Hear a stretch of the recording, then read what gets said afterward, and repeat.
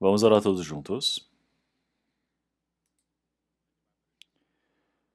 Senhor Deus, Pai, Santo e Misericordioso, que criou todas as coisas, nós te agradecemos. O Senhor Deus nos salvou, nós, que éramos pecadores.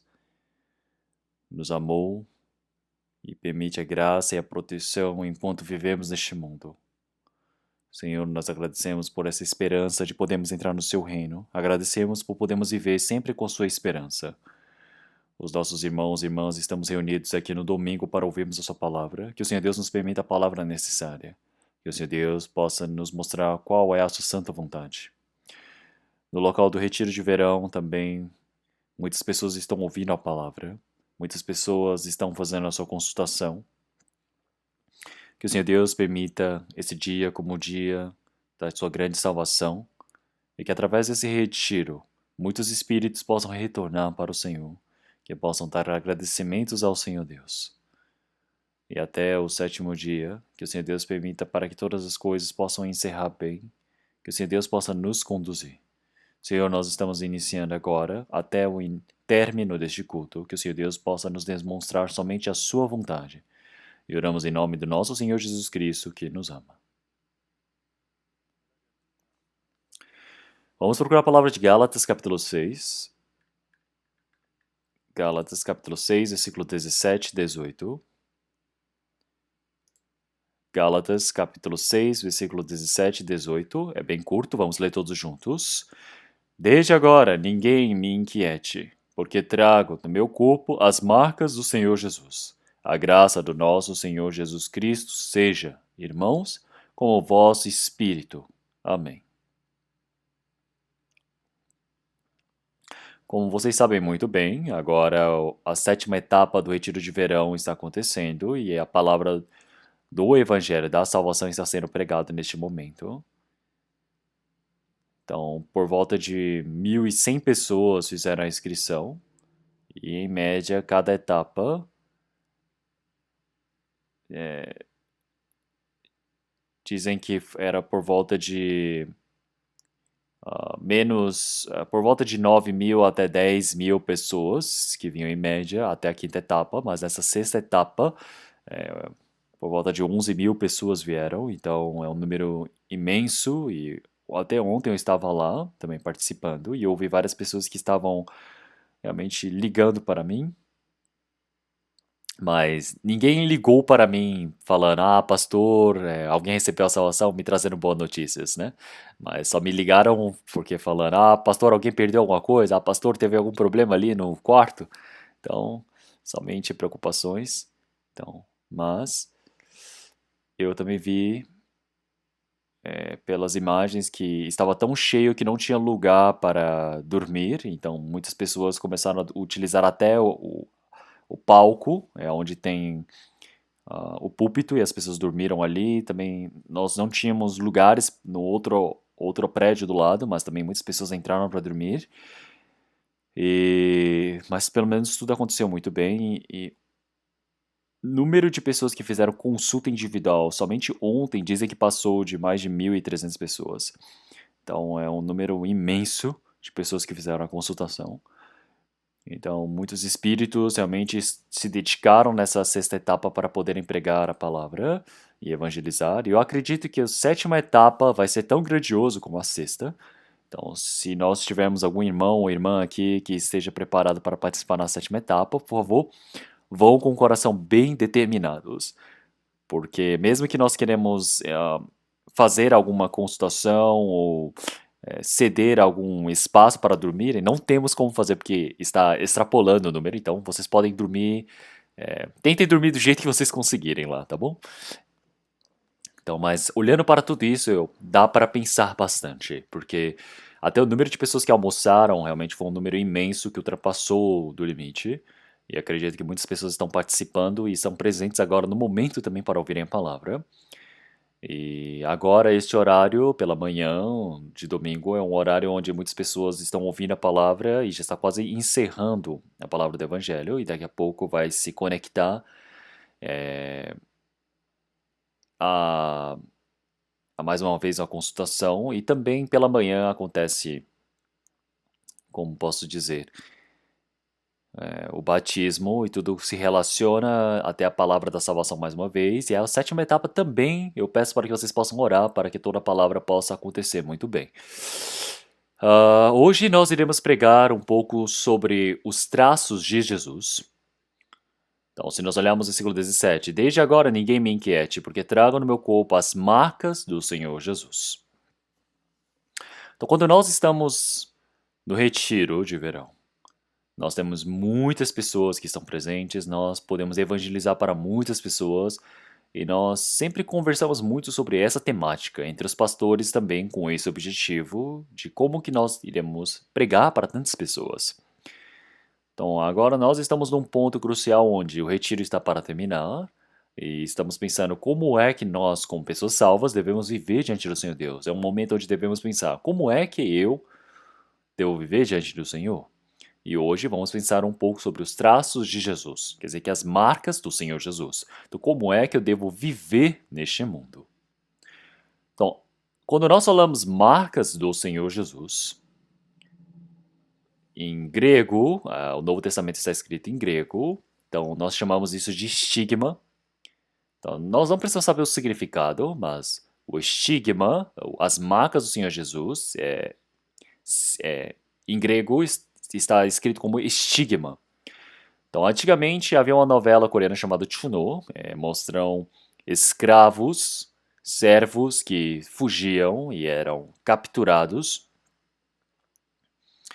E nós podemos ver que esses escravos, os servos, uma vez capturados ou uma vez comprados, eles eram marcados no corpo para mostrar uma marca dizendo, ele é escravo. Então, isso é algo histórico. Antigamente, na escravidão, era algo realmente muito desumano, mas as pessoas praticavam isso. Então, marcavam pessoas.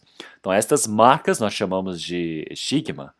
Então, nós podemos dizer que até o cavalo ou o gado, nós marcamos, não é? Seja no traseiro ou na orelha. Então, marcamos esses animais, o gado também para mostrar que é o meu animal, que é algo que é meu. E também para poder discernir. Então, serve-se de marca. Então, para as pessoas olharem, verem. Vocês já ouviram e já viram, não é? Eu acredito. Mas essas marcas não eram feitas em gados. Aqui o que na Bíblia fala são as marcas em pessoas. Então aqui ele fala, no meu corpo as marcas do Senhor Jesus. Essas marcas, na tradução, ele é utilizado como estigma, ou estampado com ferro quente. Então isso quer dizer que é uma marca, um traço em meu corpo, mostrando que sou do Senhor Jesus. É por isso que o apóstolo Paulo disse, desde agora ninguém me inquiete, porque trago no meu corpo as marcas do Senhor Jesus. Então o apóstolo Paulo, ele está dizendo que o que está no corpo dele é a marca do Senhor Jesus, é o traço do Senhor Jesus, é o estigma, é a estampa que mostra a sua servidão, a sua escravidão em Cristo. Então, apóstolo Paulo dizer que ele traz no seu corpo as marcas do Senhor Jesus. O que isso significa? Então, falando no sentido espiritual, na vida de fé, várias coisas. Apóstolo Paulo, ele sofreu bastante, ele foi torturado também. E no corpo dele haviam diversas marcas, ferimentos, cicatrizes, não é? Então, literalmente podemos associar a essas marcas no seu corpo. Mas, mais do que isso, na vida de apóstolo Paulo, nós podemos ver que o apóstolo Paulo, dentro da vida dele, ele demonstra um traço de que ele é do Senhor Jesus, que ele é propriedade do Senhor Jesus. Enquanto andava com o Senhor Jesus no seu coração, na sua vontade, na sua vida de fé, todas as coisas que ele fez com o Senhor Jesus, que ele conversava com o Senhor Jesus, que ele participava com o Senhor Jesus no sofrimento, na tribulação, as coisas que ele conversava com Cristo, isso foi estampado no coração de apóstolo Paulo. Então, mais do que um traço, mais do que a cicatriz, o ferimento no corpo, na carne dele, é que no coração dele tem as marcas do Senhor Jesus. E isso não está errado se nós associarmos desse jeito. Então, o apóstolo Paulo ele está dizendo que no meu corpo tem as marcas do Senhor Jesus. Na minha vida, na minha vivência, eu tenho esses traços de que eu andei com o Senhor Jesus. Então, o que é que significa essas falas? O apóstolo Paulo ele está dizendo que ele andou com o Senhor Jesus. Ele tem diversos testemunhos da sua vida de ter andado com Cristo e ele diz isto com orgulho. Quando nós olhamos para a nossa vida também, nós podemos ver que aparecem várias pessoas é, muito abençoadas na Bíblia, não é? Então, dentre as pessoas mais abençoadas, nós podemos ver que existe uma pessoa que recebeu a maior bênção, não é? Qual seria essa bênção? É realmente uma bênção do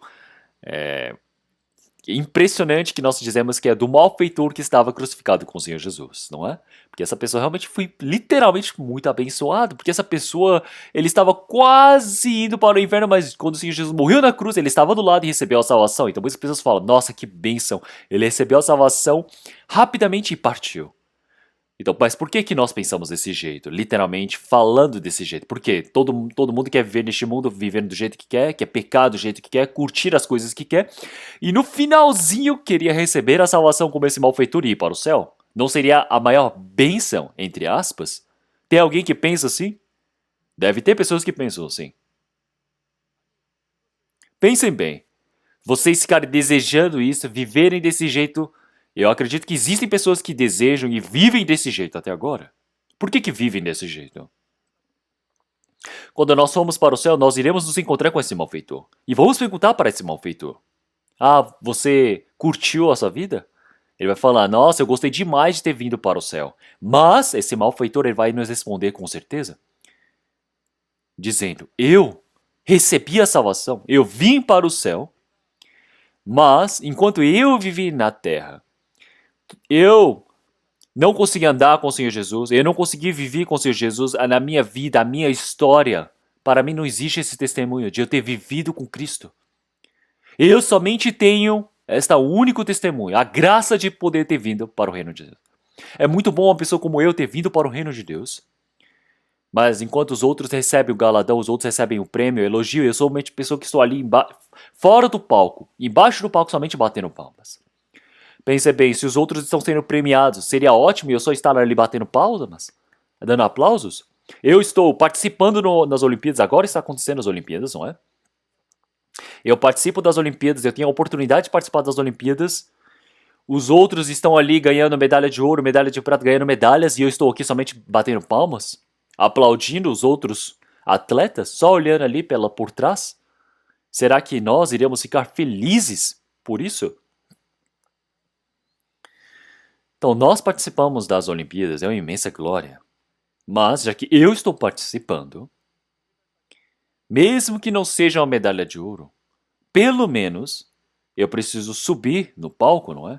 Pelo menos eu preciso me tornar uma pessoa que tenta ser premiado, não é? Junto. Então, isso é o que o nosso Senhor, Ele deseja de nós, não é mesmo? Pensem bem. Nós, quando estamos na frente do palco, quando o Senhor Jesus estava morrendo na cruz, nós podemos ver o malfeitor que morreu ao lado do Senhor Jesus receber a salvação. Será que é o Senhor, Ele deseja a nossa vida como a dele? Como daquele malfeitor? Claro que o Senhor, Ele se agrada de nós podemos entrar no reino de Deus, mas após recebermos a salvação, a nossa vida de fé, nós vivemos diante do Senhor Deus, o que o Senhor, Ele deseja de nós? Não é uma vida como a deste malfeitor, não é mesmo? Então nós, enquanto vivemos neste mundo as pessoas elas levam muito em consideração a sua carreira. Se você frequentou uma boa escola, se você teve um bom emprego, se você é uma pessoa inteligente, se você é uma pessoa muito rica, eles pedem muitas dessas coisas. As pessoas elas valorizam muitas dessas coisas. Mas no mundo existem várias falas assim. Estão falando, o mundo assim. No mundo as pessoas têm que ser primeiro lugar, ou senão você não é nada. Claro que a carreira é muito importante neste mundo, mas o que é mais importante neste mundo? É que cada um, individualmente.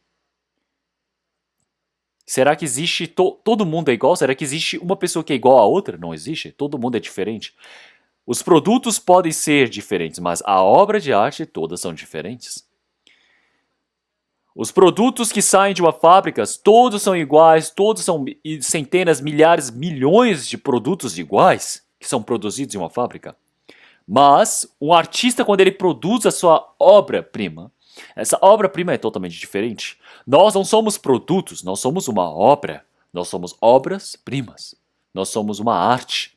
Cada um de nós somos artes feitos pelo Senhor Deus. Em nossa vida, fomos criados pelo Senhor Deus. Nossa vida está sendo criado e manuseada através do Senhor Jesus. A nossa obra de arte precisa ser formada e é algo espetacular para nos encontrarmos com o Senhor Jesus. Não é isso que o Senhor ele deseja? Essa é a referência que dá a história da nossa vida diante do Senhor, que se relaciona diretamente com o galardão. E isso é algo que relaciona se eu ando, caminho com o Senhor, se eu vivi pelo Senhor. Mesmo uma pessoa que não tenha nada neste mundo, é uma pessoa que crê no Senhor, uma pessoa que tem fé no Senhor. Para essa pessoa, de forma igual, de forma justa, o Senhor Deus ele permitiu a salvação igualmente para todos. É por isso que nós chamamos a salvação de graça. Mas o galardão, cada um recebe conforme o trabalhado. Conforme o quanto você trabalha, você recebe o galardão. Nós falamos que cada um trabalhou diferente, mas todos recebem o mesmo galardão. Será que isso é justo ou é injusto? É injusto. A glória é vista no padrão do Senhor Deus. O Senhor Deus ele permite mais glórias para aquele que trabalhou mais. Então nós, os homens jovens, hoje em dia os jovens, o que mais desejam? O que os jovens mais querem receber? Os jovens eles odeiam algo que é injusto, não é mesmo? Pensa bem. Os jovens, quando eles trabalham, como é estar no coração deles? Ficam felizes, ficam satisfeitos com a sociedade quando a sociedade é injusta? Não. O que os jovens desejam? É justiça, que tudo seja justo, tudo seja em equidade. Que tudo você possa receber do jeito que você trabalhou. Tudo por base do mérito. Então, o Senhor Deus ele deseja nos permitir o galardão conforme o que nós temos trabalhado. E isso é justiça diante do Senhor Deus. Então, quando nós olhamos para o apóstolo Paulo, dentro do seu coração tinha diversas coisas. Falando de outra maneira, dentro da nossa vida, nós temos a história da nossa vivência de andar com o Senhor. Nós precisamos ter muito dessa história. Então, quando nós estamos no trabalho também, como cristão, no meu trabalho, como cristão, eu viver como cristão, é fácil ou é difícil? Eu vou perguntar para vocês, pessoal, será que é fácil você viver uma vida vaga ou viver uma vida realmente diligente como um cristão? É muito mais fácil você viver uma vida assim vagamente, vagarosa. Se você viver como um verdadeiro cristão, não é fácil. No seu trabalho, você viver de forma vaga. Na escola, você viver uma vida vaga. Você viver na sua vida de família também de forma vaga. Na frente dos seus filhos, você vive de forma vaga. Na frente do seu marido, você vive uma vida vaga. É muito fácil. Porque isso se relaciona com a nossa carne. É uma vida de viver em conforto. Mas, se você viver conforme a palavra, é fácil ou é difícil? É difícil. Então, mas isso tem valor. Eu, após ter recebido a salvação, eu vivi a minha vida no meu trabalho, na minha empresa, mas não era fácil viver como um cristão. Como um cristão, como uma pessoa que recebeu a salvação, eu viver dentro da escola também, viver como um cristão, viver como uma pessoa que recebeu a salvação, não é fácil. Você se tornar um pai ou uma mãe que recebeu a salvação, tentar criar os seus filhos, não é fácil. Você como um filho que recebeu a salvação, tentar servir os seus pais, tentar servir o seu sogro ou a sogra, não é fácil. Por quê? Porque não tem como viver conforme a minha própria emoção. Olhem para as irmãs. Irmãs, vocês se casam, vocês conseguem servir muito bem os seus pais, mas conseguem servir bem o sogro e a sogra? Não conseguem, é a mesma coisa. É desconfortável, eu sei. Eu, quando faço reuniões de família, eu posso perceber isso. Então, eu posso morrer. Eu somente tenho um filho, então eu sei como é ter um filho. Mas ser um sogro, ser pai é uma coisa, ser sogro é outra coisa. Não é fácil. Mas isso é o que? A natureza do homem. É a natureza original. É a natureza original do homem. Para o irmão também é a mesma coisa, não é somente as irmãs. O irmão consegue cuidar muito bem do seu pai e mãe, mas será que vai cuidar bem da sogra ou sogra? Não, os irmãos também não gostam do sogro e da sogra. É desconfortável, é mais fácil estar com o pai e a mãe. Mas qual é a relação disso? Tudo isso se representa o quê? Na natureza original do ser humano. Mas nós vivemos conforme a palavra. Não é fácil. Mas nós vivemos presos à palavra, nós vivemos sendo conduzidos pelo Espírito Santo, vivemos conforme o Espírito Santo. Eu posso viver como um cristão dentro do trabalho. E é todos os dias eu vou batalhar.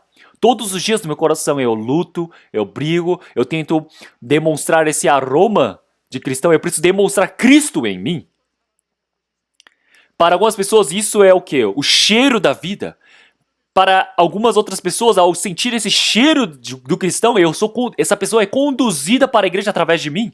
Eu, dentro da minha família, como um cristão verdadeiro, eu preciso viver como um cristão para que através disso o Senhor Deus possa ser glorificado. Pessoal, pensem bem, a história da minha vida, todos os dias, é muito difícil, é complicado.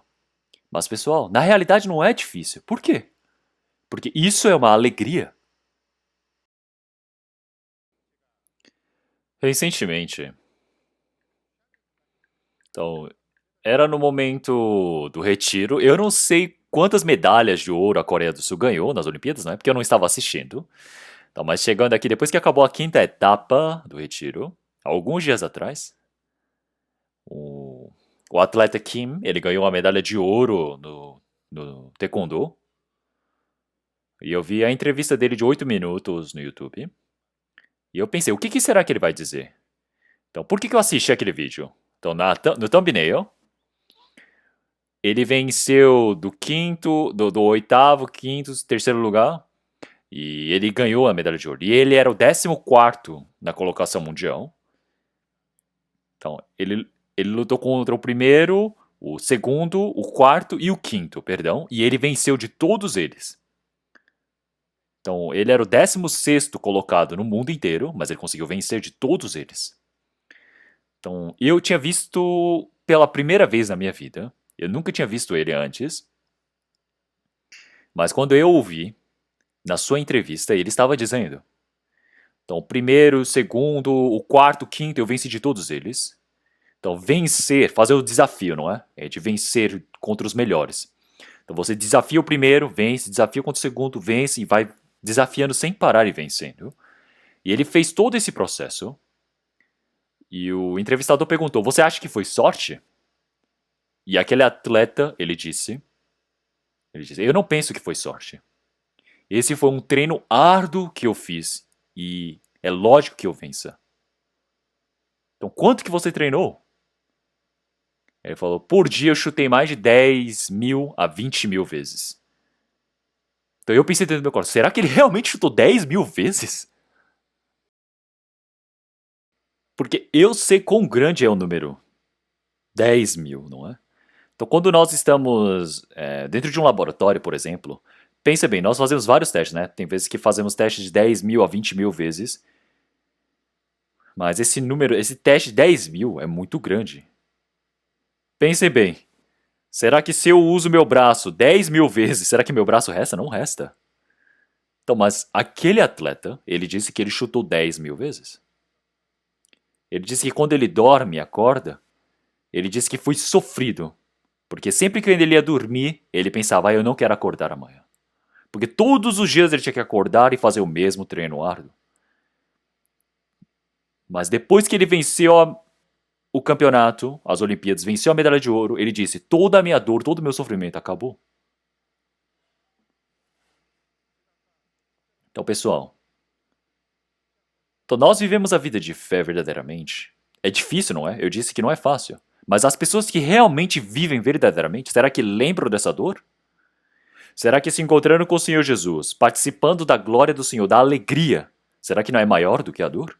A dor você não vai lembrar de forma alguma. Uma pessoa que ganha a medalha de ouro, quando ele sobe ali no palco para vencer, para ganhar a medalha, para receber a medalha, será que ele vai lembrar dos anos de treino, de suor que ele derramou? Será que vai lembrar dessa dor, do sofrimento? Será que um estudante, quando ele passa para a medicina, será que ele vai lembrar do sofrimento que ele teve? Será que uma pessoa que passa num concurso realmente muito concorrido, ele vencer, será que ele vai ficar lembrando da dor dele? Não vai, ele vai ficar muito feliz. A felicidade vai transbordar dentro dessa pessoa. Será que isso não tem realmente o valor? Então, o apóstolo Paulo, ele disse dessa maneira. Então, em Gálatas, capítulo 6, versículo 17, eu irei ler. Desde agora, ninguém me inquiete, porque trago no meu corpo as marcas do Senhor Jesus. Então, o apóstolo Paulo, ele está dizendo que nele tem as marcas do Senhor Jesus. O que isso significa? Então, vamos procurar 2 Coríntios, capítulo 11. Então, é só passarem alguns capítulos para frente. Vamos ver 2 Coríntios, capítulo 11. Eu irei ler a partir do versículo 22. Capítulo 11, a partir do versículo 22. São hebreus? Também eu. São israelitas? Também eu. São descendência de Abraão? Também eu. Sou ministros de Cristo? Falo como fora de mim, eu ainda mais. Em trabalhos, muito mais. Em açoites, mais do que eles. Em prisões, muito mais. Em perigo de morte, muitas vezes. Recebi dos judeus 50 quarentenas de açoites menos um. 3 vezes fui açoitado com varas, uma vez fui apedrejado. 3 vezes sofri naufrágio. Uma noite e uma dia passei no abismo. Em viagens muitas vezes em perigos de rios, em perigos de salteadores, em perigos dos da minha nação, em perigos dos gentios, em perigo na cidade, em perigos no deserto, em perigos no mar, em perigos entre os falsos irmãos, em trabalhos e fadiga, em vigílias muitas vezes, em fome e sede, em jejum muitas vezes, em frio e nudez. Vamos ler todos juntos, versículo 28. Além das coisas exteriores, me oprimi cada dia o cuidado de todas as igrejas. Então, o apóstolo Paulo, ele está explicando de forma bem detalhada como é que ele serviu à igreja. Então, quando nós olhamos para nós mesmos, como? Qual tipo de trabalho eu fiz na minha vida? O que que eu fiz? Como que eu fiz? Quando nós tentamos explicar, para as pessoas não é um bom formato, não é? As pessoas não acham tão legal, mas para o Senhor Deus, o trabalho que eu fiz diante do Senhor Deus, como é que será que é? Nós falamos, Senhor Deus, você sabe quanto que eu sofri? Senhor Deus, eu passei por muitas dificuldades. Eu também tenho marcas. Eu não sei se a tela é grande o suficiente para verem. Então, eu estava no retiro, 2 dias eu pude descansar e 2 dias eu tive que trabalhar. Então, se vocês olharem aqui ambos os meus olhos, vocês conseguem ver aqui as olheiras? Então, eu estou com olheiras pela primeira vez. Em ambos os olhos. Então, e quando eu acordo pela manhã, eu não estou me sentindo bem. Então, vocês sabem durante uma semana o quanto vocês sabem que eu me esforcei para não ficar doente para hoje, para poder pregar hoje aqui em cima. Então, foi muito, muito difícil. Mas eu não tenho a vontade de querer me gabar, de me gloriar. Por quê? Porque quem é que faz isso? É o Senhor Deus? É para o Senhor Deus? E será que é só eu? Olhem para os nossos irmãos e irmãs que foram ali. Tem muitos irmãos que pegaram Covid de novo. Tem irmãos que ficaram doentes, machucaram. Tem muitas pessoas aqui que não estão muito bem da saúde, não é mesmo? Então, mas por que será que foi isso? Será que nós participamos no mundo? Será que nós fomos ali na praia, no rio, na montanha? Não, não foi. Então, na nossa vida, nós vivemos pelo Senhor e sofremos essas coisas. E isso mesmo que as outras pessoas não saibam, eu e o Senhor, isso nós compartilhamos. Então, Senhor, eu não consegui dormir. Ah, Senhor, eu não consegui fazer isso. Ah, Senhor, você não sabe o quanto que eu sofri debaixo do sol? Eu não preciso me gabar na frente dos outros, mas eu posso contar esse meu sofrimento para você. Senhor Deus, eu sofri demais.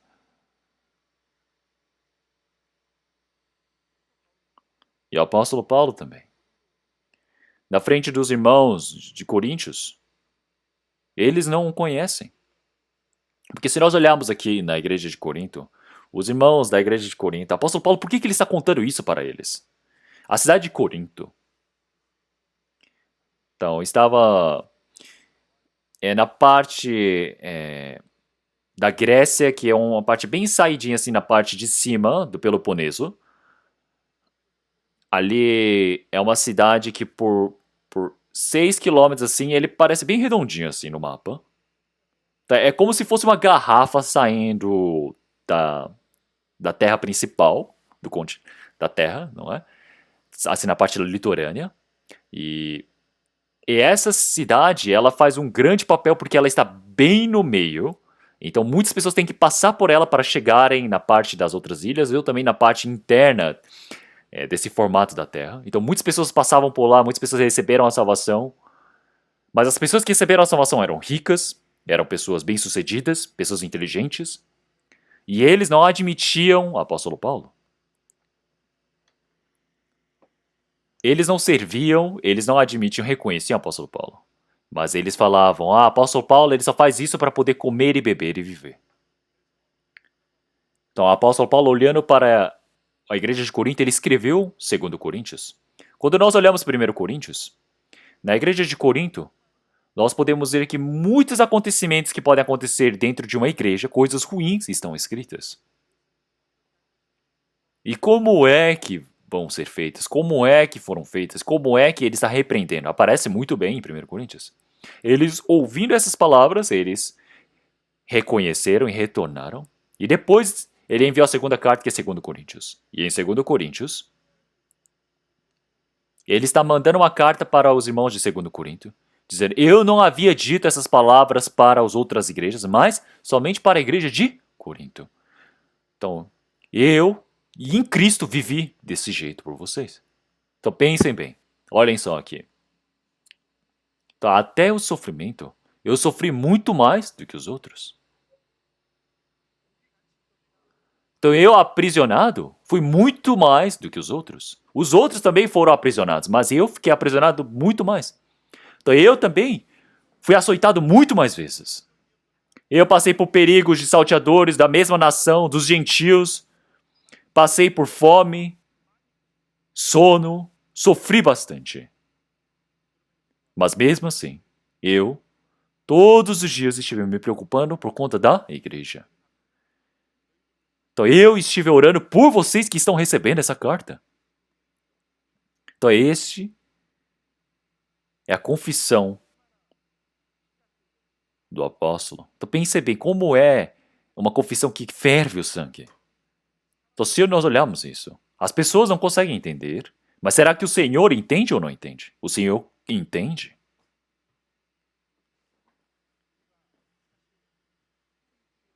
Então mesmo que nós soframos pelo Senhor, passarmos por dores, será que nós vamos sofrer mais do que o apóstolo Paulo? Não. Não conseguimos nem chegar aos pés dele. Então é incomparável com o apóstolo Paulo. Mas mesmo assim, nós precisamos seguir esse caminho. E quando nós olhamos para o apóstolo Paulo, que tipo de pessoa ele era? A princípio, apóstolo Paulo, no início, ele era uma pessoa muito bem sucedida na vida. Ele podia viver uma vida assim muito tranquila. Vamos trocar Filipenses capítulo 3. Filipenses capítulo 3.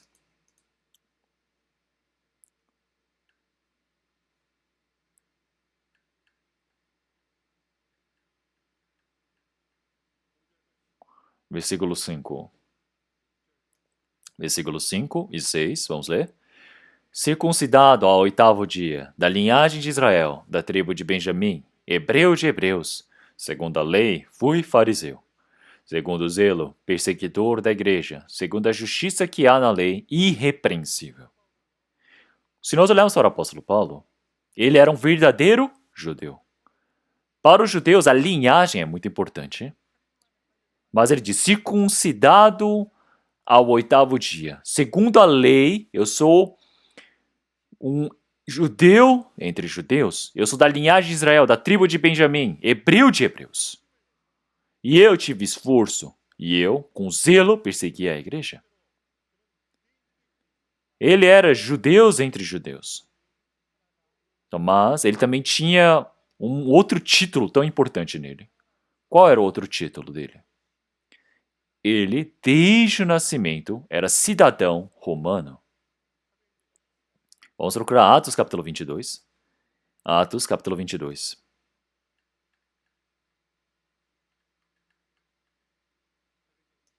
Atos capítulo 22. Versículo 3.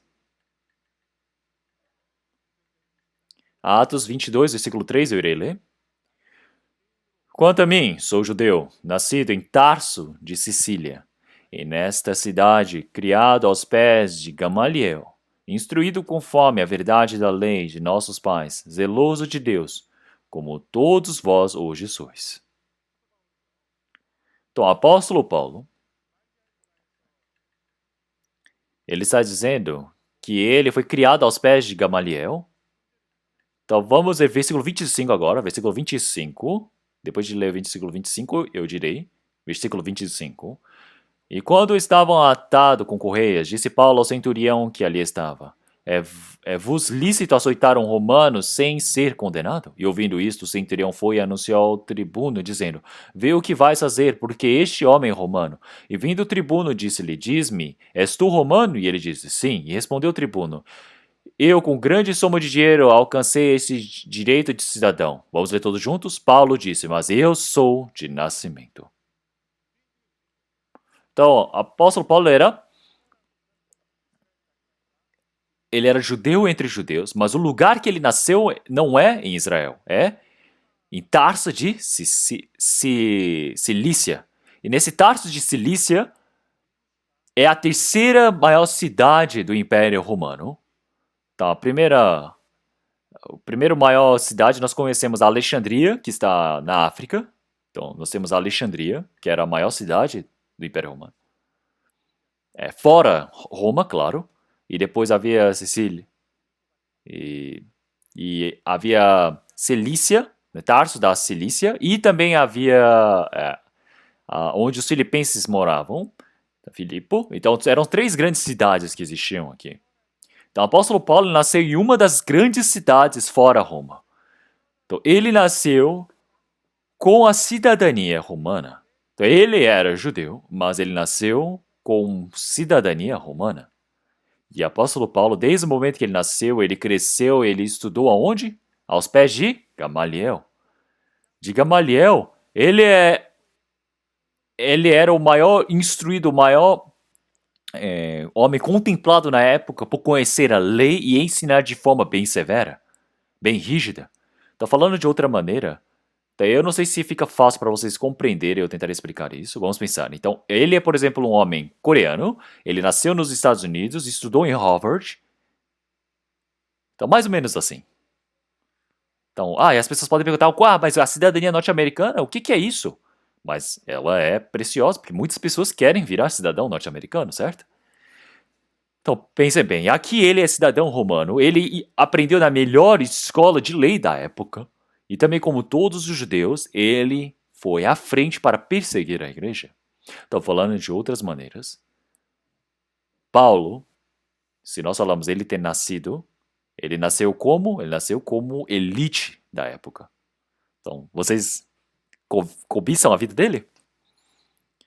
Eu acredito que deve ter pessoas elite aqui entre nós. Então tem muitas pessoas que têm segurança na vida, né? Financeira também. Então, mas mesmo assim, se nós olharmos para o apóstolo Paulo, ele tinha algo nele. O que era isso? Ele tinha um coração correto diante do Senhor Deus. O apóstolo Paulo, o que ele disse aqui?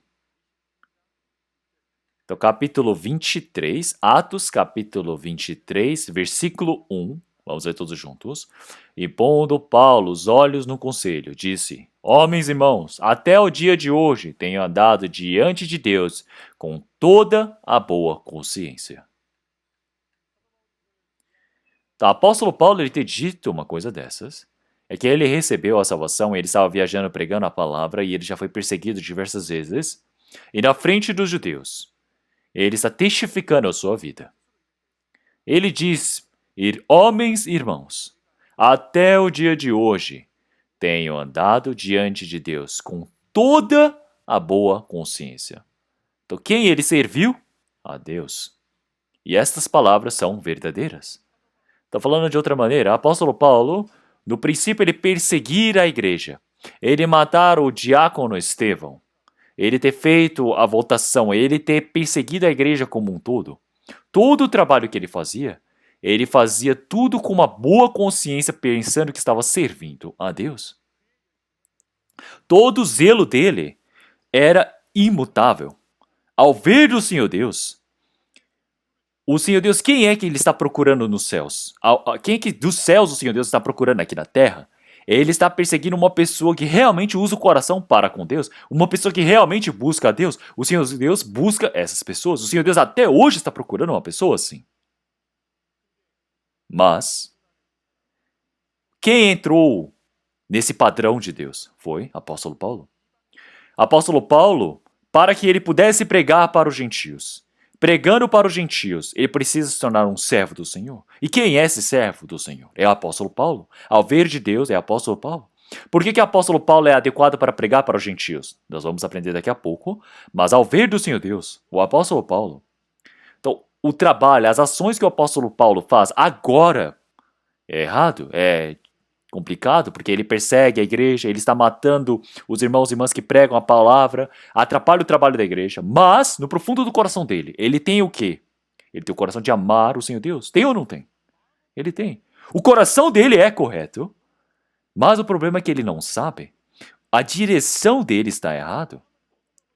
O coração é puro, é limpo, mas ele não conhece que Cristo é o Messias, ele estava desconhecendo. É por isso que ele está fazendo aqui um trabalho 180 graus diferente.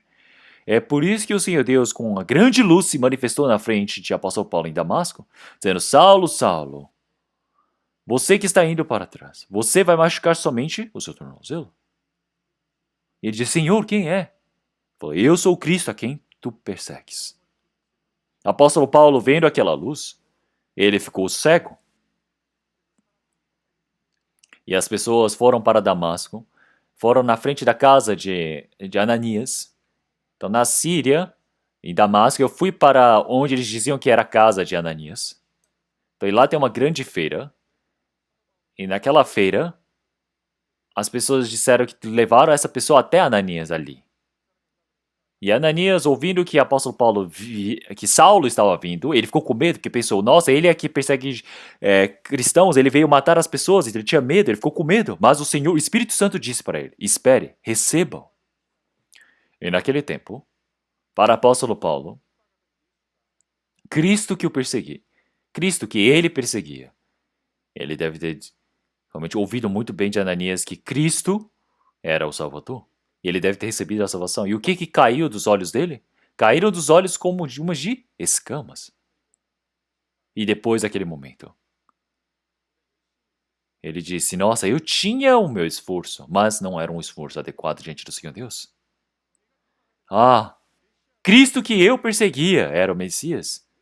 Toda a nossa nação estava aguardando, o mundo estava esperando por esse Messias, ele descobriu isso. E a partir disto, ele foi para as sinagogas e começou a pregar a Cristo, que é Filho de Deus. Então, mas as pessoas e os judeus queriam matar o apóstolo Paulo, e o que eles fizeram em Damasco? Ele teve que fugir. Por quê? Estava sendo perseguido para ser morto. É muito difícil nós irmos para Damasco, na Síria, no momento, por conta das guerras, a inseguridade do país. Mas até hoje está ali, e tem os traços, os sítios arqueológicos onde mostram que os cristãos haviam fugido de lá. Então, o apóstolo Paulo, tão corajoso, quer dizer que ele foi e fugiu ali de Damasco. Então, o apóstolo Paulo, desde aquele momento, a vida dele mudou. Desde aquele momento, como é que o Senhor Deus disse, olhando para o apóstolo Paulo? Então, disse que ele precisava ir para os gentios para pregar o evangelho. Ele era o prato preparado pelo Senhor. Então, a cidadania romana naquele tempo era poderosíssima. Primeiro, você está livre para poder fazer qualquer viagem que você quiser. Para qualquer lugar em Roma, você pode ir livremente. Os romanos têm a proteção da lei. Ninguém pode ameaçar um cidadão romano. Então, se eu mostrar um exemplo, nosso Senhor Jesus estava carregando a cruz. E algumas das vezes ele foi derrubado. E um soldado romano chamou Simão, pai de Alexandre de Rufo. O chamou, ele estava simplesmente passando ali, mas ele teve que carregar a cruz do Senhor Jesus e subir até Golgota, não é mesmo? Então por quê? Os soldados romanos, alguém que é cidadão romano, quando ele pede alguma coisa, os outros cidadãos que são de outra nação precisam atender o pedido dessa pessoa.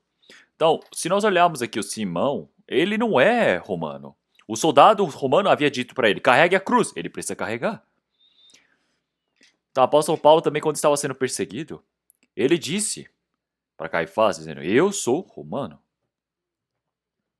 Então, até os homens que são do tribuno ficaram com medo, os protegem com a lei, porque ele era cidadão romano.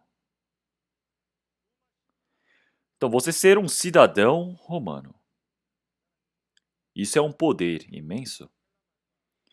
Então, se nós olharmos em hebraico, em grego, eles podiam usar qualquer idioma. Então, se nós pensarmos agora nos dias de hoje, falava muito bem o português ou o inglês ao mesmo tempo, por exemplo. Então, é muito difícil nós utilizarmos outras línguas, não é? Porque eu também esqueço do inglês, não é fácil para mim. Então, nós, quando viajamos, pegamos o carro ou fazemos pedidos e fazemos coisas básicas, não é? Para poder viajar como turismo. Mas pense bem, se eu sento com alguém e converso durante 3 minutos com alguém, depois de 3 minutos, não tem mais nada para falar, porque não tem mais vocabulário. Então nós podemos falar o quê? Nice to meet you, thank you, bye, não é mesmo? E depois? Depois eu não tenho mais falas, eu não sei, eu não consigo pensar mais nada em inglês. Então, mesmo que você possa errar na fala com os outros idiomas, não tem problema, não é? Mas pense bem, apóstolo Paulo é uma pessoa impressionante, porque ele não tem problemas com outras línguas, com outros idiomas. Olha quantos países que existem dentro do Império Romano, quantas nações existem dentro do Império Romano. Apóstolo Paulo é aquele que pode andar livremente pregando a palavra para essas pessoas. Até entre romanos e gregos, e judeus, o apóstolo Paulo é uma pessoa muito especial. E ele estudou muito também. E o Senhor Deus o escolheu para ser o prato do Senhor. Então, e se nós olharmos para o apóstolo Paulo, dentro do profundo do seu coração, ele tinha um coração para com Deus. E no meio de tantas dificuldades que ele tinha, apóstolo Paulo, ele tinha realmente 3 palavras que o Senhor havia dito para ele. Vamos procurar Atos, capítulo 20, versículo 24. Vamos ler todos juntos. Mas de nada faço questão, nem tenho a minha vida por preciosa, contanto que cumpra com alegria a minha carreira e o ministério que recebi do Senhor Jesus, para dar testemunho do Evangelho da graça de Deus.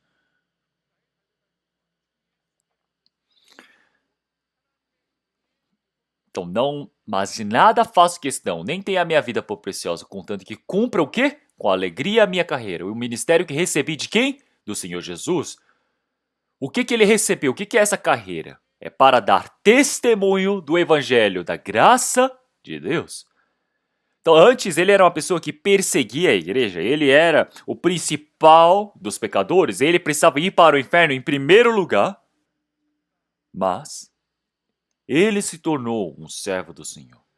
Ele se tornou um apóstolo do Senhor. Tudo isso pelo quê? Pela graça do Senhor.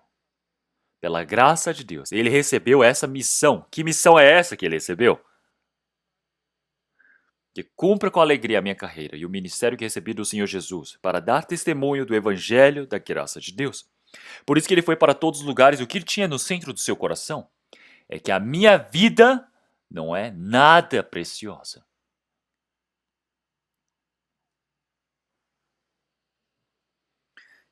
Então, ter medo da morte é por isso que fica fugindo? Não. Ele tem medo da morte e estava escondido? Não. Ele fez tudo o que estava ao seu alcance para viver diante do Senhor. Assim como nós podemos ver, ele foi perseguido, ele foi traído pelos irmãos, salteadores os procuraram, nações queriam matá-lo, foi apedrejado, foi despejado. Muitas vezes passou fome, muitas das vezes não deve ter conseguido dormir. Tem vezes que ele tinha um dia que é bom, feliz, mas era muito mais momentos tristes e sofridos também. Mas para ele, nós podemos ver que existe a alegria de fazer essa missão que o Senhor permitiu para mim. E é isso que o apóstolo Paulo ele está dizendo.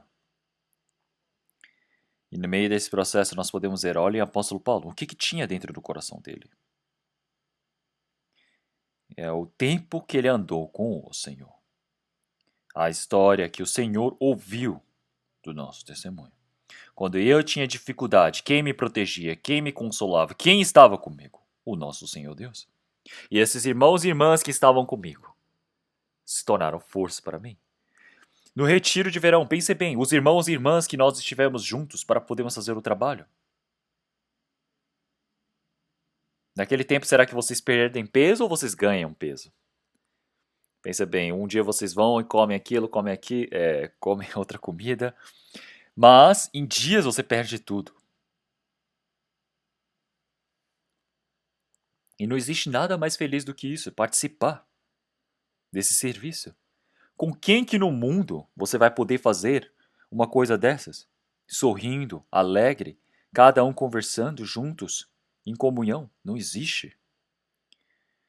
Todas as pessoas do mundo não nos respeitam por sermos cristãos. Mas e o apóstolo Paulo? O apóstolo Paulo está dizendo que ele fez esses trabalhos. Vamos ver Filipenses capítulo 4. Filipenses capítulo 3, primeiro. Filipenses capítulo 3, versículo 13. Filipenses capítulo 3, versículo 13 e 14. Vamos ler todos juntos. Irmãos, quanto a mim, não julgo que o haja alcançado, mas uma coisa faço, é que, esquecendo-me das coisas que atrás ficam e avançando para os que estão diante de mim, prossigo para o alvo pelo prêmio da soberana vocação de Deus em Cristo Jesus. Então ele está dizendo, irmãos. Então, esta palavra irmãos, vocês sabem como é precioso? Então, algumas das vezes eu já disse na minha reunião de distrito e eu já falei muitas das vezes com eles. Tem pessoas que eu me encontro ali, tem pessoas que eu me encontro depois. E algumas pessoas me perguntam, aquele irmão é irmão ou ele é diácono da igreja? É irmão ou é diácono? Aí eles falam, ainda é irmão. Ele agora é diácono. Ele é diácono? Não, ele é pastor. E quando eu ficava usando isso e ouvindo isso, então, o irmão, eles estão chamando o quê? Irmãos de pessoas que não têm alguma carreira, não tem algum ministério dentro da igreja, não tem algum serviço? Não, algumas das vezes nós chamamos de diácono, chamamos de pastor, de evangelista, chamamos de irmãos, líderes. Nós temos diversas formas de chamarmos, mas todos nós somos o quê? Irmãos e irmãs. Então, como é precioso esse nome, irmão e irmã?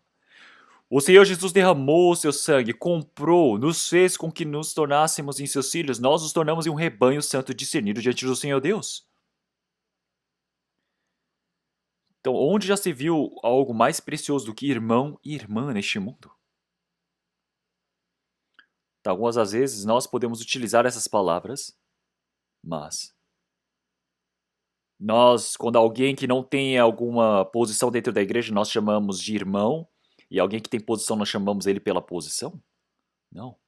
Os irmãos e irmãs, eles são muito preciosos.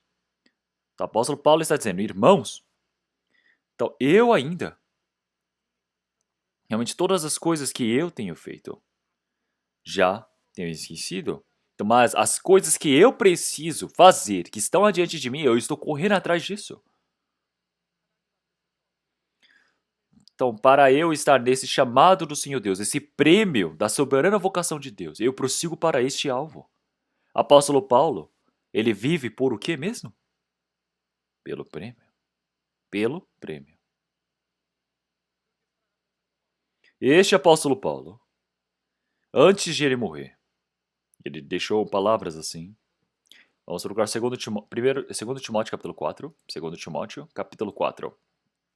2 Timóteo capítulo 4.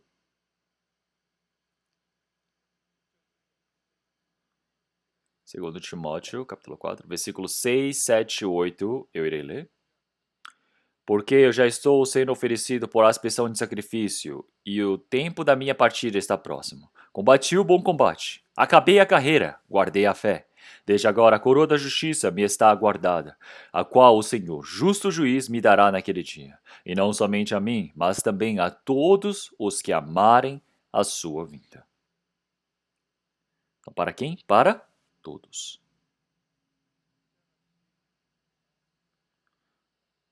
Então ele já disse o quê? Porque já tem oferecido por aspersão de sacrifício. Então nós podemos ver que segundo Timóteo é o último livro que ele escreveu em Roma. Então foi logo antes de ele ser decapitado, ele escreveu essas palavras. Então eu fui para Roma. Quando nós vamos em Roma, então eu já fui para o Coliseu. Então eu vi até o Arco do Constantino também. Então, mas a coisa que eu mais queria ver ali, havia três grandes coisas. Então, primeiro, 70 depois de Cristo. Então, como nós já vimos o Arco de Tito, então ele está realmente mais lá para dentro, perto de Coliseu. Então ele tem um formato bem parecido com a arquitetura lá da Coreia, de uma construção da Coreia. E também nós temos o Coliseu e também temos as cavernas, as catacumbas. E eu também queria ir para catacumbas para poder ver. E depois, tem um lugar que eu queria ir, era para poder ver aonde que o apóstolo Paulo havia sido decapitado. Então, o apóstolo Paulo era cidadão romano, então ele foi decapitado. O Senhor Jesus não é cidadão romano. O Senhor Jesus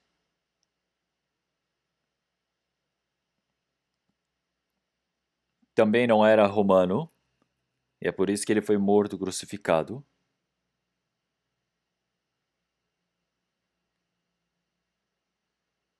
Pedro, o apóstolo Pedro também foi morto assim, mas pense bem. Ele morreu. Então, mas, e o apóstolo Paulo? Por ser cidadão romano, ele morreu como? Decapitado. Morrer decapitado? Desse pescoço decapitado, o que que sai de lá? Sai sangue. Então, aqui ele falar que a aspersão de sacrifício, ele está dizendo que faz o quê? Um sacrifício para Deus. Ele está dizendo que ele vai morrer desse jeito.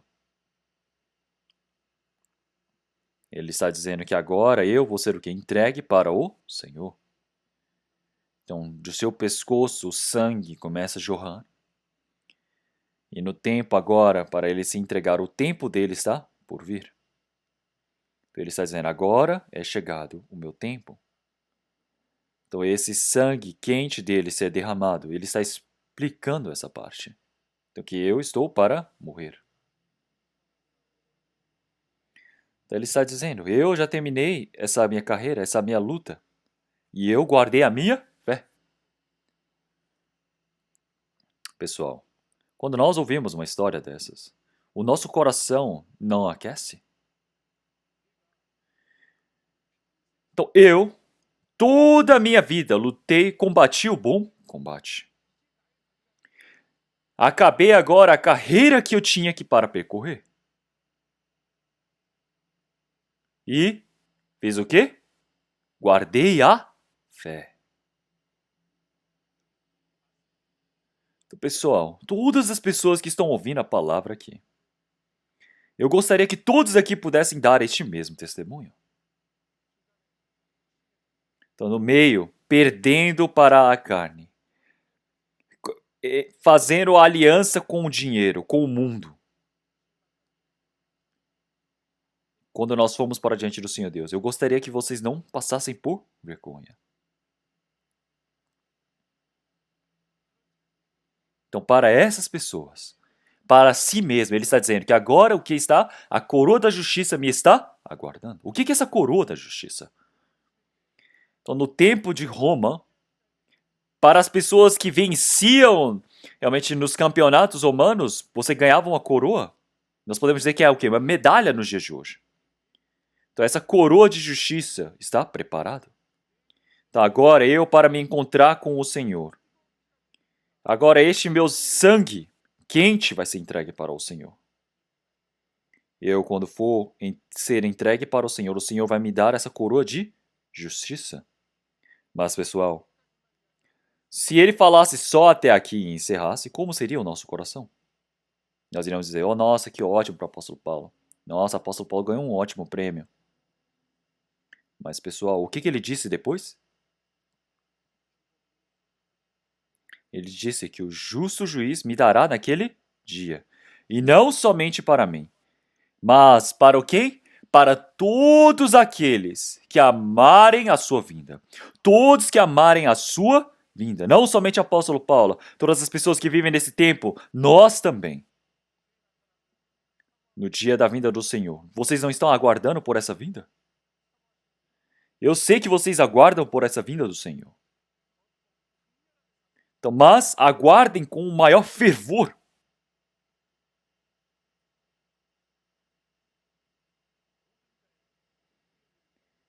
Então, para todas as pessoas, o apóstolo Paulo disse que a coroa da justiça está aguardando. Então, a missão que eu tenho recebido diante do Senhor. Eu não aguardo a minha vida, eu não tenho a minha vida por preciosa. Toda a minha vida já acabou, agora eu vou me encontrar com esse Senhor. E isso está aguardando por mim. E não é somente para mim, mas todos aqueles que aguardam a sua vinda. Apóstolo Paulo, enquanto ele vivia a vida, ele teve inúmeras histórias onde ele caminhou com o Senhor. E se nós olharmos na Bíblia, apóstolo Paulo, ele andou com o Senhor. E não somente ele, mas olhem tantos santos que já passaram. Tantas pessoas principais, olhem para essas pessoas. Vamos ver Hebreus capítulo 11. Hebreus capítulo 11.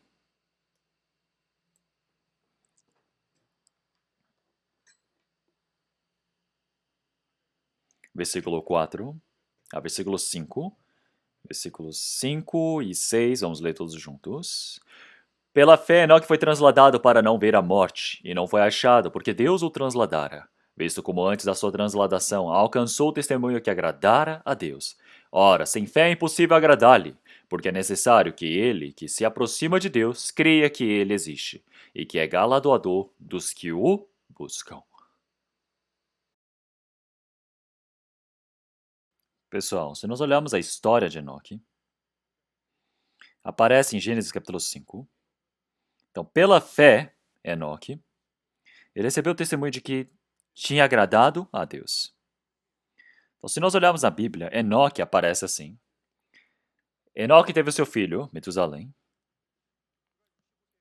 Aos 65 anos ele teve o seu filho. E até aquele momento, penso eu, que ele só tenha só vivido mesmo. Mas, depois que ele teve o seu filho, durante 300 anos, 365 anos, ele foi transladado diante do Senhor Deus. Então pense bem, depois que ele teve Metusalém, o que ele é andar com o Senhor? Então se nós olharmos na história, nós podemos ver muito bem. Então se nós explicarmos de forma bem simples, Metusalém, quando nasceu, então Enoque tinha algo no seu coração. Ele deve ter tido uma preocupação. Sabem o que significa Metusalém? Então, o que significa Metusalém? Significa quando o morto virá o juízo. Então, assim como conhecem-se de Metusalém, como nós sabemos muito bem, Metusalém é a pessoa que viveu mais tempo. Então, ele morreu com 963 anos, que é 600 anos de Noé. Então, naquele tempo, se nós olharmos na Bíblia,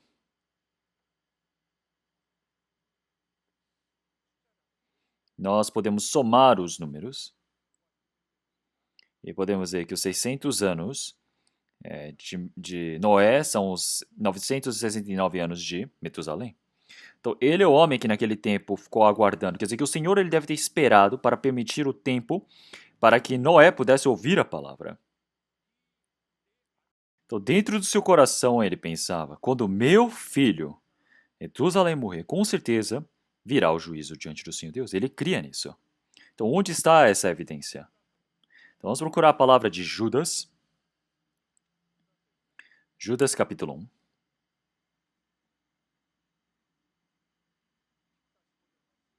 Versículo 14 e 15, eu irei ler.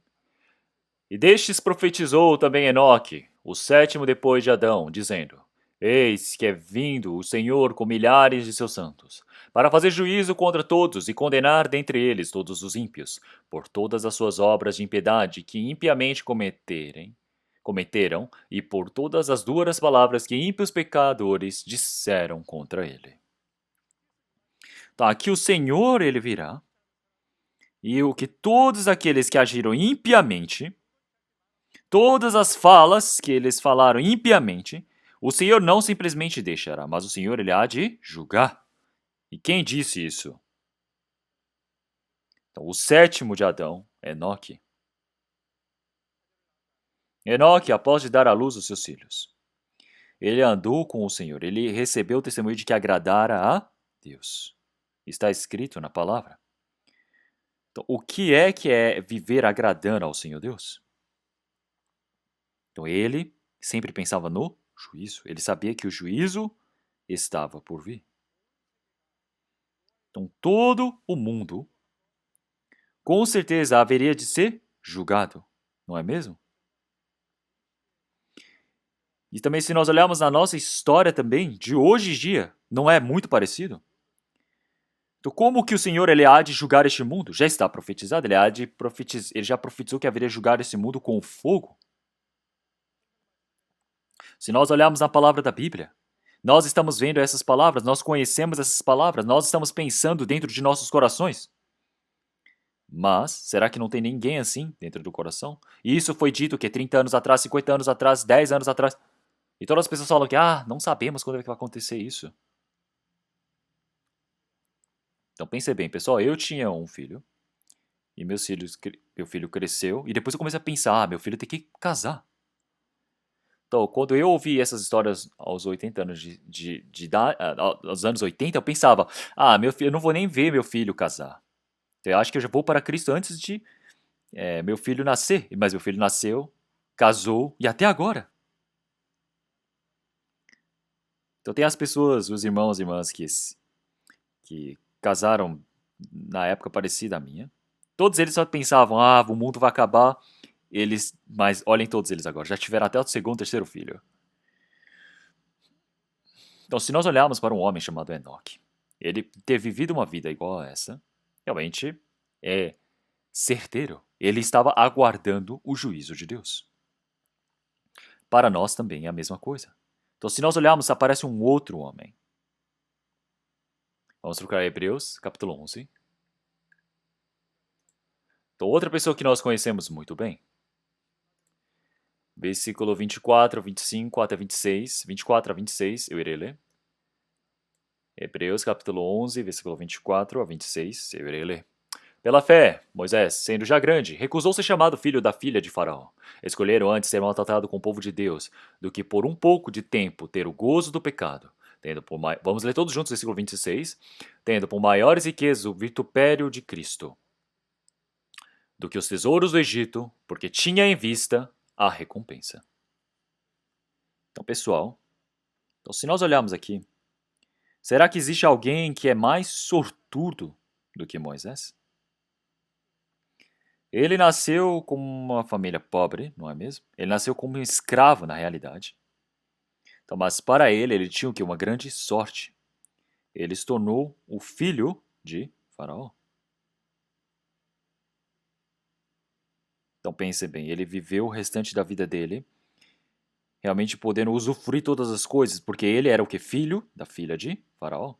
Mas pessoal, pense bem, se eu tivesse uma chance igual a esta, como é que eu iria viver? Geralmente todo mundo simplesmente iria só viver. Porque isso não é uma benção qualquer. Eu não preciso nem trabalhar, eu posso viver a vida toda só quieto, parado ali. Todas as pessoas devem vir e querer a sua atenção, Porque você é filho da filha de Faraó. Todas as pessoas, quando você fala alguma coisa, todo mundo vai querer te ouvir. Todos os soldados vão te obedecer. Tudo que você quer, o mundo vai atender. Todas as coisas que você quer fazer, você deve conseguir fazer também. Então pensem só isso. Então, quanto mais confortável você quiser viver, você vai poder. Então pensem bem. Entre nós, tem alguém que tem uns pais que trabalharam bem, esforçadamente, ganharam bastante na vida, juntaram muitas coisas e me deram? Então não deve ter muitas pessoas, mas eu com certeza deve ter irmãos e irmãs assim. Pessoal, será que isso é simplesmente uma sorte que eu tenho? Se o apóstolo Paulo vivesse somente com esta sorte, perdão, esse Moisés vivesse somente com essa sorte, de nada iria acontecer. Mas o que que Moisés ele desejava? Ele sabia que ele era hebreu. A mãe dele, Jeroquebede, tem muitas das vezes que quando eu ouvindo a palavra, meu coração ele se aperta. E uma das músicas que mais aperta o meu coração é a canção de Jeroquebede. Então meu coração dói bastante quando eu ouço essa música. Então claro que é uma música gospel, mas colocar o filho dela na bacia, o ver partir, pessoal, esse Moisés, ele sabia que ele era hebreu. Então porque nele tem o corpo, a marca de que ele é um hebreu. Então, hebreu, por quê? Porque ele foi circuncidado. Ele sabia que ele era hebreu. Então ele também viu muitos hebreus que foram tratados como escravos na frente dele.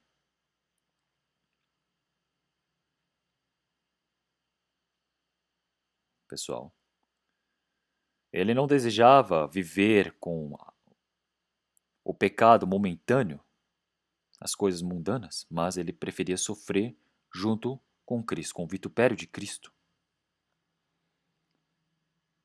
Então isso foi 50 milhões de vezes melhor do que qualquer outra coisa que ele tenha feito. Porque essa relação de Moisés com o Senhor. Então para nós também. Nós temos nascido na Coreia do Sul, por exemplo. Nós estamos vivendo a nossa vida agora. E isso não é simplesmente uma bênção.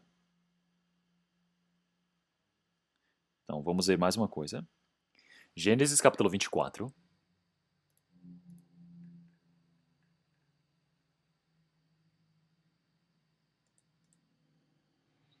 Gênesis 24, versículo 58 a 60, eu irei ler. Chamaram a Rebeca e disseram-lhe: Irás tu com este homem? Ela respondeu: Irei. Então despediram a Rebeca, sua irmã, e a sua ama, e o servo de Abraão e seus homens, e abençoaram a Rebeca e disseram-lhe: Ó nossa irmã, sê tu a mãe de milhares, e a tua descendência possua a porta dos seus aborrecedores. Então vocês já pensaram nisso aqui? Será que foi fácil para Rebeca ela se casar com Isaac ou não? Carnalmente, é uma escolha muito difícil. Por quê? É difícil, nunca nem viu, mas, mesmo assim, ela conhecia o Senhor Deus. Ela creu em Deus e foi.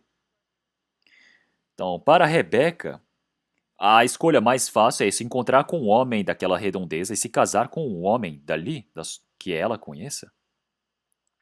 Mas, quando ela ouviu a pergunta, tu irás com este homem? Ela disse, irei. Ela, com fé, foi. Então, pessoal, casamos nos dias de hoje. As pessoas não gostam, não é? Por quê? É difícil, não querem ter filhos, não é? Por quê? Também é cansativo, é difícil. Mas, pessoal, se você não tem filhos, você nunca vai se tornar uma mãe. Você nunca vai se tornar um pai.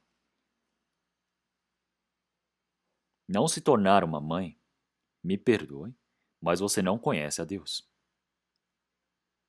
É difícil ter filhos. É difícil ter filhos, criá-los.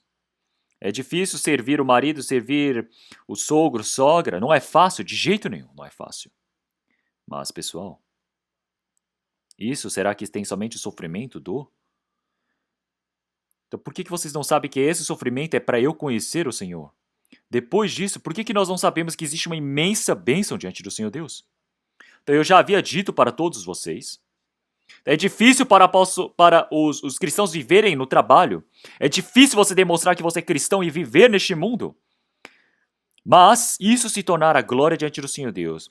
Isso se tornar algo glorioso para o Senhor. Por que que vocês não pensam nisso? Então, eu viver como um cristão, viver neste mundo não é fácil. Eu ter o perfume, o aroma de um cristão é difícil. Eu viver uma vida vagã neste mundo é muito fácil. Então, eu viver servindo as coisas deste mundo, curtindo as coisas deste mundo, misturando com as pessoas deste mundo, sem me demonstrar muito, é muito fácil viver escondido no mundo. É fácil, é confortável. Mas, pessoal, isso não tem glória. Então, já que se vamos viver neste mundo, eu já disse sobre a Olimpíadas, se nós vamos para a Olimpíadas, pelo menos em cima ali do palco para receber a medalha eu não deveria subir? Vocês não têm nenhuma cobiça dessas? Então nós, na realidade, estamos vivendo neste último tempo. Nós estamos vivendo num tempo tão precioso diante do Senhor Deus. Nossos irmãos e irmãs que estão derramando as lágrimas para tentarem pregar pelo menos para mais uma pessoa, para a minha família. Todos estão sofrendo, nós sabemos muito bem disso. Então eu já disse que eu recebi algumas ligações ontem, não é mesmo? Então, as pessoas achavam que eu estava ali no local do retiro e perguntaram: Ah, pastor, tem como fazer a consulta? Ah, pastor, por favor, faça uma consulta aqui com essa pessoa, com esse fulano de tal. Então, todas essas histórias são o quê? Com grande fervor. As pessoas estão com anseio para poderem pregar uma a uma pessoa que eles convidaram, cada um ali. Algumas das vezes nós temos um cuidado, nós temos o quê? Dificuldades para podermos falar, mas, mesmo assim, falamos, já que eu estou ali participando da Olimpíadas, eu já estou satisfeito só de participar. Ah, estou satisfeito só de ir para o céu. É isso? A época que nós vivemos é a época de Laodiceia. As pessoas são ricas. As pessoas, elas todas querem ganhar dinheiro, querem ganhar isso, querem ganhar fama, querem fazer isso, aquilo. Então olhem para nós também. Será que existe alguém que está vivendo com esse formato? Eu tenho medo só de pensar. Pessoal, nós precisamos pensar em uma coisa em nós. Então, nós temos duas poupanças. O que é a poupança? A conta do banco. Então, algumas pessoas podem pensar em banco. Então, vocês possuem, não é? O banco, a poupança, a sua conta aqui neste mundo. Mas onde existe outra conta? Está nos céus. Tá, a conta lá nos céus. Pessoal, vocês precisam colocar muito ali. Transferir muito para lá. Por quê? Porque enquanto nós vivemos, será que nós não vamos nos encontrar com o Senhor? Nós vamos nos encontrar com o Senhor. O que o Senhor ele nos prometeu? Ele disse que ele há de enxugar as nossas lágrimas. Ele disse, realmente fizestes bem, meu servo bom e fiel. Agora participa da alegria do seu Senhor. Teu servo mau e preguiçoso, não sabia que o seu dono, o seu senhor, era uma pessoa assim. Então você irá ouvir ou elogio ou repreensão. Como é que o Senhor ele está olhando para mim? Como é que o Senhor ele vai desejar se encontrar comigo? Como é que eu desejo me encontrar com o Senhor? Pessoal, eu desejo ouvir o elogio do Senhor dizendo: servo bom e fiel, participa do gozo do seu Senhor. Eu quero ouvir um elogio desses. E mesmo que nenhuma pessoa me reconheça, as pessoas me reconhecerem, do que adianta as pessoas me reconhecerem? Então, a Bíblia disse para nós fazermos algo sem as outras pessoas saberem. Então, na Bíblia disse para nós não mostrarmos, né? Fazemos escondidos, em todos os momentos estamos orando, aguardando diante do Senhor. No meio da dificuldade, nós temos as dores, mas estamos servindo e aguardando o Senhor. E então, assim, o Senhor, realmente em todos os momentos eu viver, aguardar, esperar, me segurar no Senhor. Pessoal, realmente um grande agradecimento. Mas o Senhor ele já disse que Ele sempre há de nos recompensar tudo no reino dos céus. Então, onde está o verdadeiro palco da cerimônia de medalha? É no reino dos céus. Neste mundo eu recebi uma medalha de ouro? Sim, é o quê? Isso é temporário. Eu receber medalha nesse mundo, as pessoas se esforçam tanto. Mas, se nós pensarmos que iremos diante do Senhor Deus, nós pelo menos uma vez não devemos viver uma vida assim diante do Senhor? Então, por fim, eu vou dizer uma coisa dessas. A nossa Coreia do Sul, antigamente tudo era muito o quê? Obrigatório, compulsório. Então, tudo era compulsório, treinavam as pessoas de forma compulsória, os atletas também. Mas hoje em dia não é assim mais. Quando eu vi as notícias, eles falaram que as Olimpíadas de Paris não iria ter um bom resultado, porque já não existe mais nada para fazer, nada obrigatório para pressionar. Mas pelo contrário, realmente tem tivemos um grande resultado, não é? Porque grandes medalhas, por quê? Essa geração Z, essa geração não é uma geração onde as pessoas têm que pressioná-los para que eles façam uma coisa. Eles são uma geração onde eles mesmos se pressionam, eles mesmos almejam o mérito, eles mesmos almejam alcançar, eles têm uma ambição muito grande. Então, os jovens que estão aqui, eles parecem que falta muito neles, mas na realidade não é. Então, na vida de fé, eu penso que é a mesma coisa. Então, diante do Senhor Deus, quando vocês tiverem realmente esse calor, esse fervor diante do Senhor Deus, é incrível. O Senhor está procurando por essas pessoas. E isso, seja grande ou pequeno, todas as pessoas precisam ter esse coração diante do Senhor. É o que o Senhor deseja. A minha vida, eu entregar para o Senhor, eu andar com o Senhor. A minha história com o Senhor, eu criar essa história. Realmente eu desejo que haja isso dentro de nós. E assim, então que nós possamos ter um formato de agradar ao Senhor. Pessoal, nós temos muito o que fazer nesse último tempo. Temos muito o que fazer nesse último tempo. Então nós não devemos nos encontrar com o Senhor em alegria. E para isso, para que nós possamos estar diante do Senhor, eu estou aguardando e esperando. Vamos orar?